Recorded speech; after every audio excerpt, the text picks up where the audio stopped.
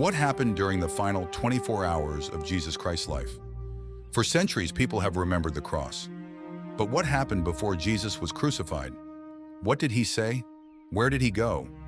And what happened during those final, heartbreaking hours?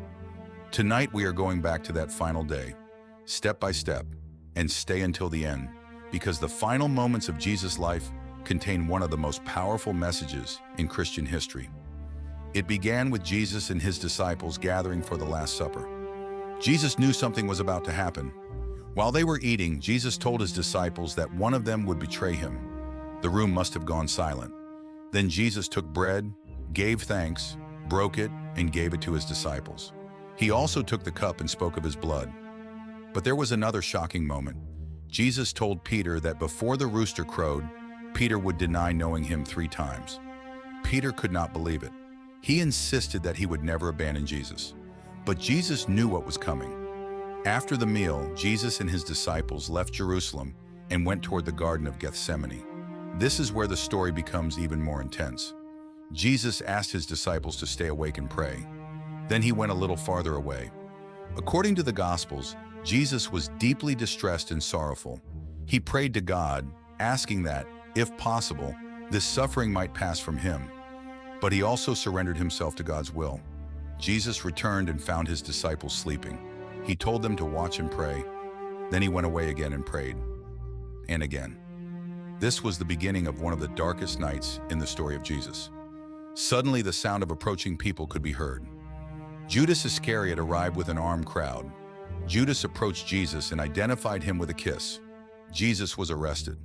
One of his followers tried to fight back and struck the servant of the high priest.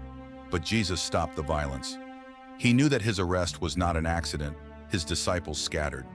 Jesus was taken away for questioning.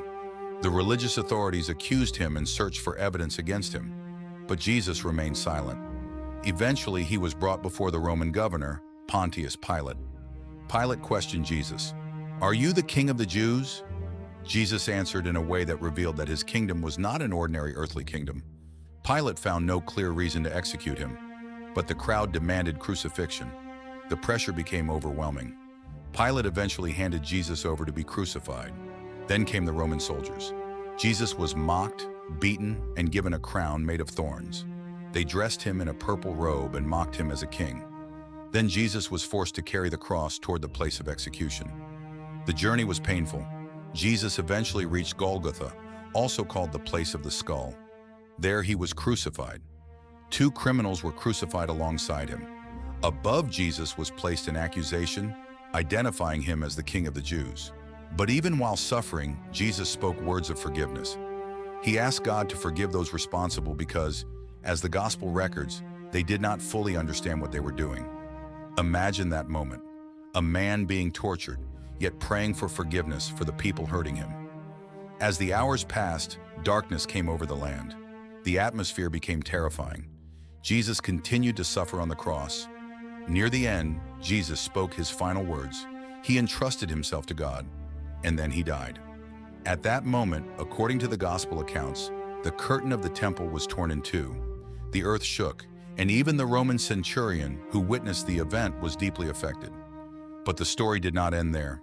Jesus' body was taken down from the cross and placed in a tomb. A large stone was placed at its entrance. His followers were devastated.